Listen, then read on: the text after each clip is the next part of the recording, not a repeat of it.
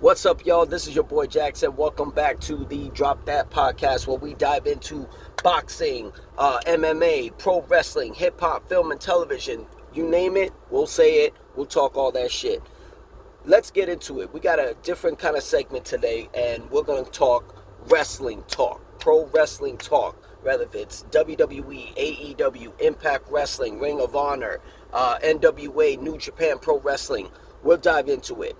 Now, I want to dive right into the shits with Tony Khan. Look at here, buddy. We can all just say it right now. You fucked up with CM Punk. Okay? Now, this is the pro wrestling business, not the reality television business, where you need to worry about Phil Brooks. You don't need to worry about Phil Brooks. You need to worry about CM Punk. When CM Punk debuted, okay, people need to realize that was the biggest moment in AEW history. Biggest.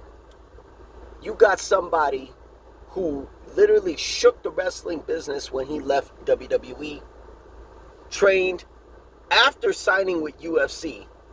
He waited 2 years to debut. Yes, he went 0-2, but the guy took the dive. Like, he wasn't a Brock Lesnar, who was a NCAA wrestling champion going into the UFC. This guy was thinner, probably more faster, and like, okay, a heavyweight could get away with being in the UFC. CM Punk was wrestling in the welterweight division. 170 pounds if you guys don't have Google. And yeah, he went 0-2. The first fight, I don't know. I don't give him too much. Probably it was jitters. But the second fight, hell, if that was a 5-round fight, I think he could have beat Mike Jackson. In my opinion. He was training with Rufus Sport over there in Milwaukee with Showtime Anthony Pettis and his brother Sergio Pettis and so on. He took it. He did it. Now many people will step up and do that shit. Then he came back to pro wrestling. And he sold out your United Center in Chicago, his hometown. Okay? He gave us high-class, 5-star matches, storylines, whether it's with Darby Allin, or MJF, or Jon Moxley, even Kenny Omega. Hello, they main evented Double or Nothing in Las Vegas. Your merch went skyrocket to the top. Now, like, let's forget the rest of the people he was going into, like, matches with. Do you know how many millions of views he did for that 15-minute promo with MJF? They went at it with MJF. The best in the business in AEW, probably all of business, on the mic. This guy is a superstar. And he went toe-to-toe with another guy who drops pipe bombs on the mic, on his promos. I don't even know who won that promo. They went 2 rounds, back and forth. Taking real big, deep UFC, WWE, childhood jabs. It was crazy. They did that, and they gave us an incredible story. He beats Jon Moxley for the AEW World Title for his second reign, since he didn't get a real push on his first reign due to injury. Okay? Tomato, tomato. Then he goes at Jon Moxley. He wins. First person to get a crack at that title is revealed. MJF, the devil himself, unmasked. Oh, we're going to do this one more time. You going to tell me you guys weren't going to do this for Full Gear? You sit there like a toad on the media scrum next to CM Punk while he's addressing the personal behind-the-scenes issues with Hangman Adam Page. I don't see a suspension for Hangman Adam Page at that time, where he's going on record taking shots at personal Phil Brooks, not CM Punk. You fucking kidding me? You did nothing. There was no suspension after that. Then they get into a high, full-fisted, full-contact fight with your EVPs, the Young Bucks and Kenny Omega. Okay, this is the night that CM Punk wins the AEW World title, and the Elite Bucks and Omega win the World's Trios Championship. First ones to do it. You strip them of the title. Whoever's injured gotta, do their injury suspensions. But then you bring back Kenny Omega and the Young Bucks and automatically put the damn Trios Championships back on them. Okay. Then what do? You have to create a whole new damn show called Collision, which I'm not against. I just thought you were gonna go up against the all-time great of shows, Monday Night Raw and WWE. No, you get scared and you put it on Saturday. With not the mentality of competing, you are actually putting it on Saturdays so you can keep the Elite and CM Punk away from each other. Are you fucking kidding me? That's what you did it for? Gotta keep these guys away. So you only want to sell on Collision.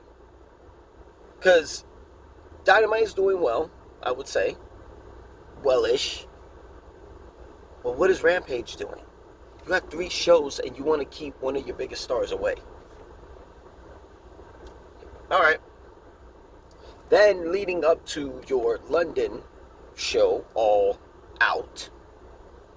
No, I'm sorry, it's called All In. I can't keep up with your names. You need to change these names, dude. You go All Out, All In, whatever.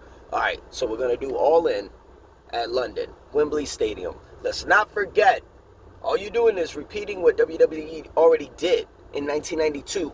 SummerSlam at Wembley Stadium. Main event was Bret the Hitman Hart versus the British Bulldog for the Intercontinental Championship. A main event. Your secondary title is a main event. Put that in your pipe and smoke it.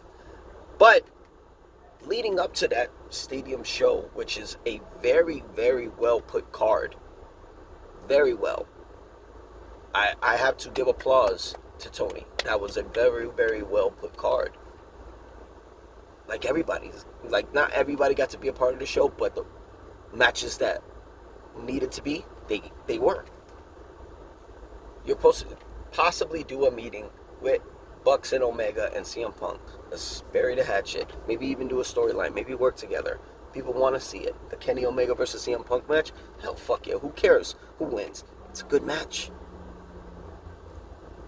They don't want to do it. You don't take it upon yourself, dude, to make it happen.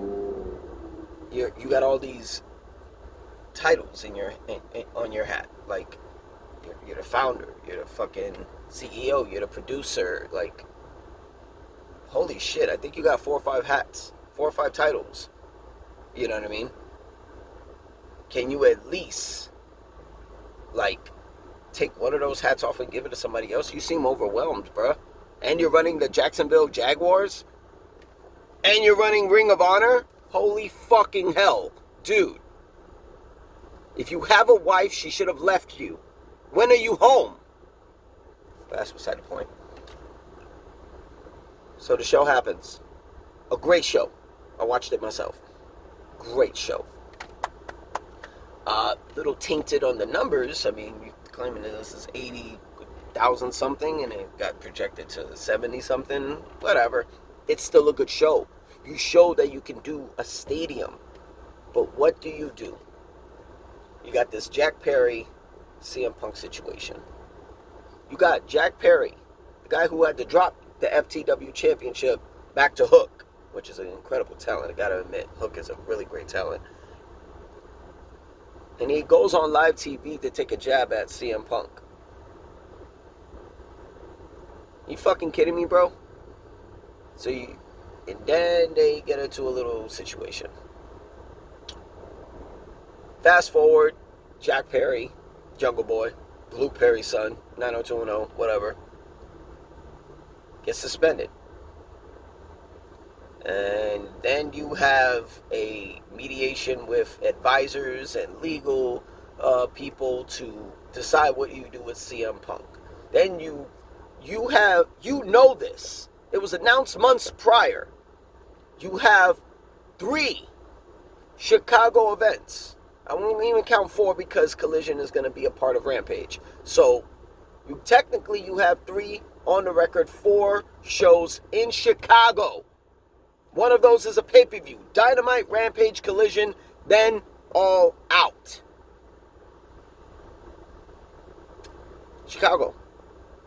United Center. The last 2 years, you see what CM Punk numbers do in Chicago. Then, you also know how his merch is doing. You go on live TV. Well, some people say it wasn't live. Well, you did a promo on live, but then you go out to the live crowd to address that you fired their hometown hero, CM Punk, aka, well, Phil Brooks, aka CM Punk. Are you fucking mental? See, the one thing I could respect about WWE, they had a leader in the locker room. The Undertaker. He kept shit online. Yeah, we heard about these scuffles backstage, but we're hearing them later. They're technically rumors. They're not videos. They're not being addressed in press conferences. You fucking kidding me, dude? The Undertaker kept shit in line. Yeah, we heard about the fist fight between Chris Jericho and Brock Lesnar. Kept it in line. Their careers are still intact.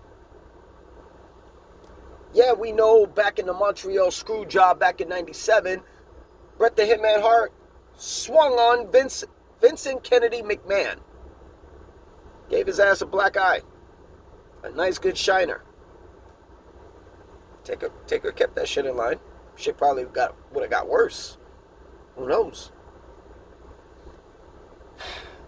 But you couldn't keep that shit in line. This is the wrestling business, not the reality show business. Yes, you were trying to do a reality show to show behind the scenes, which is great. But you're trying to fast forward this shit on what WWE is doing. You need to take your time, bro. Build these stories. You fucked up on a good story with MJF and CM Punk probably selling out Full Gear last year. Instead of Jon Moxley and MJF doing it, you could have had Punk versus MJF. We already seen Mox versus MJF. It was okay during the pandemic, but didn't do well. With CM Punk and MJF, you could have kept that story going. Could have had Punk drop that belt again to MJF. Now that rise goes higher. But you fucked up. You fucked up. Which fast forwards to Wrestle Dream. Wrestle Dream, okay, it's an interesting card. I watched it, it was pretty good. But what got outshined more than anything? The signing, well, we already knew in the rumors, but the signing of Edge, aka Adam Copeland now. Obviously, he can't use Edge in AEW, but he can use Rated R Superstar.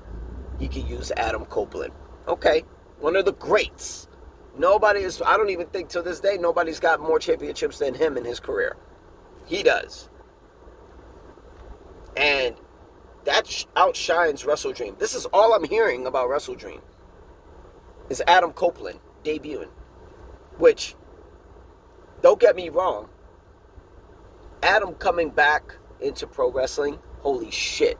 I was off my fucking seat when he showed up at the Royal Rumble 3 years ago. The man is back. Yes. Don't get me wrong. He was bringing these stories. He had incredible matches with Randy Orton, AJ Styles, Roman Reigns. He even created the Judgment Day, and look how great that's happening right now. You know what I mean? Credible run coming back for Adam Copeland or Edge. Now he's in AEW, which is great. I just feel like he replaced CM Punk now. We needed that star power to get continued. The baton got passed from Punk to Edge. Okay. Which is, I kind of find it odd how your only main AEW star who's not a WWE guy is mainly carrying this company, which is MJF. He's doing the great things right now. Who else is doing it that's not a WWE guy? Don't worry, I'll wait. You got Copeland. You got Christian. You got Moxley. You got Jericho. You got Danielson. You got Adam Cole. Where is the push on your AEW guys?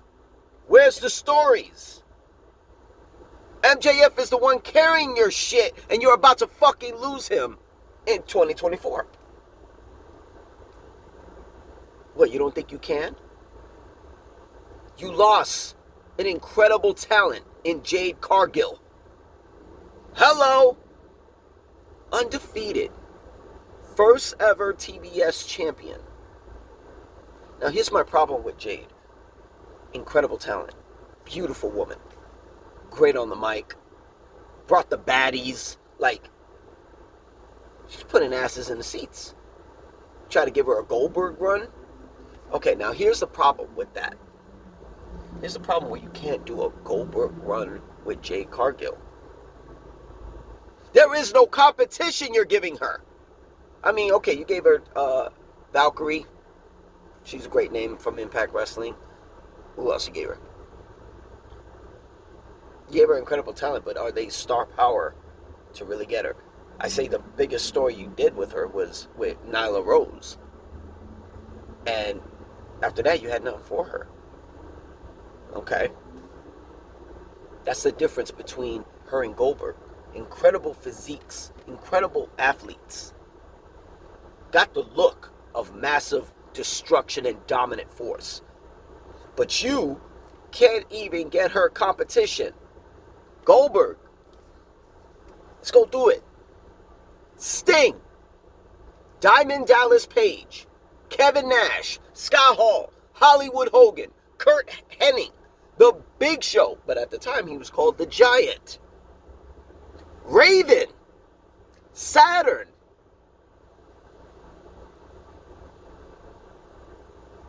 I just named legends, Hall of Famers. What competition have you gave Jade?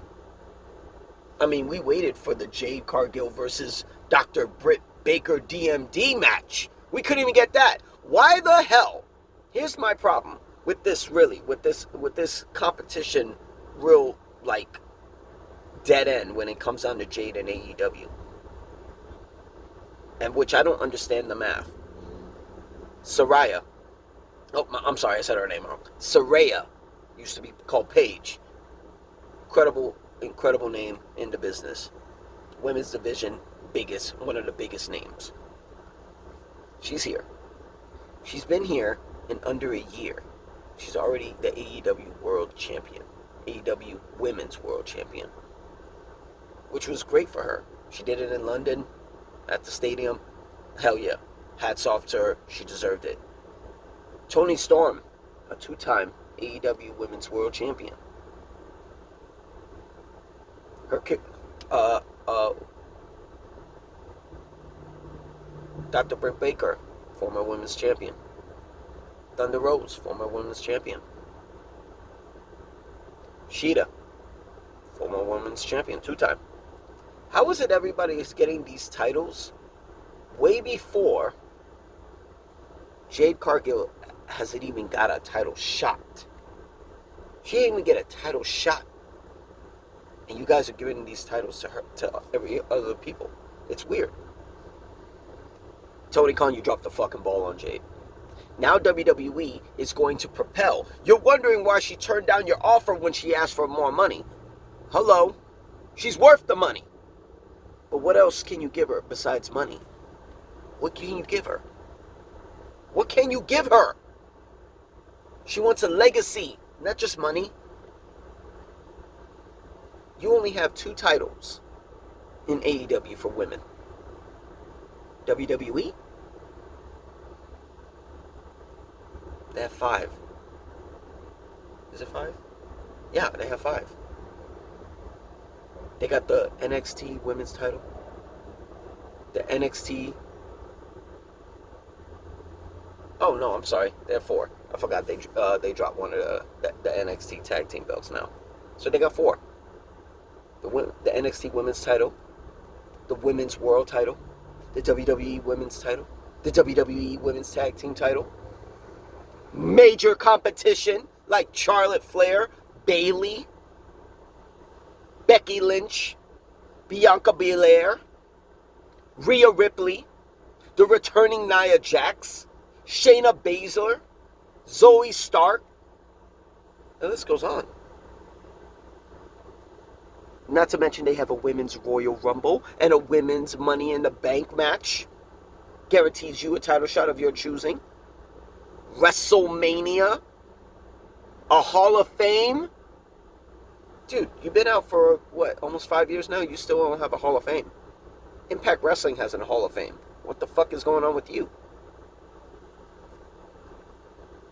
And not to mention, you let WWE snatch up one incredible talent that they know they're going to push because a legacy follows it. And that is Brian Pillman Jr.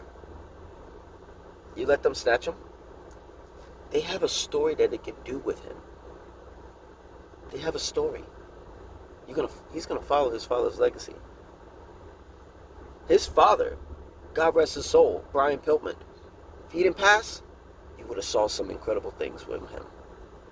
I mean, let's not forget his contribution to the Hart Foundation, storylines with Stone Cold Steve Austin. Holy hell. He was the only man to bring an automatic weapon on live WWE TV. Or prop, allegedly, whatever. You're just fucking up, dude. You're dropping the balls. After Adam Copeland, what do you got? And let's not forget, we got Survivor Series coming in November. If I'm WWE, well, how do I top Adam Copeland, the Rated R superstar, debuting in AEW at Wrestle Dream? I got Survivor Series coming. Oh, it's in Chicago. Who do I know in Chicago? I don't know. The best in the world, CM Punk. You not think that CM Punk might go to the WWE? You don't think WWE is going to do what's best for business? Quoted by the authority. They're going to do what's best for business. And Punk will be best for business at that moment. He can do one credible run. He still has to get in the Hall of Fame. A lot of competition that could do this with him. So by 2024, we may have, in total, we'll have Cody Rhodes, we'll have Jade Cargill, compared to whatever happens in the Survivor Series in Chicago, we could have CM Punk.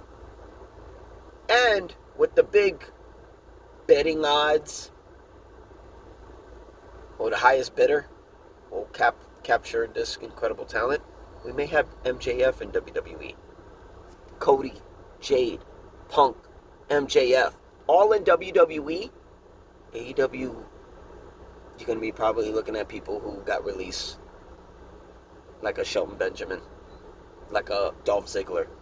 And it turns out that by the end of it, you're only going to have dependency on ex-WWE guys to help carry your AEW legacy. If I was you, I'd straighten the fuck up, bro. Because it turns out that, hey, I ain't got nothing better to do. Let's go to AEW. I'm a big fan of your shows. I'm a big fan of the company. I'm a big fan of these high-class matches. Push your talent. Your Darby Allins. Your Hooks. Your Sammy Guevaras. Got major talent, bro. You're fucking up. All you're gonna have left is ex WWE guys. Get your shit together. Otherwise, Impact Wrestling is gonna have some of your ex AEW guys as well. Food for thought. This is your boy Jax, and that was Wrestle Talk on the Drop That podcast. You can find us on YouTube.com/Drop That podcast, and also Twitter /Drop That _pod 13. I'm your boy Jax. We out.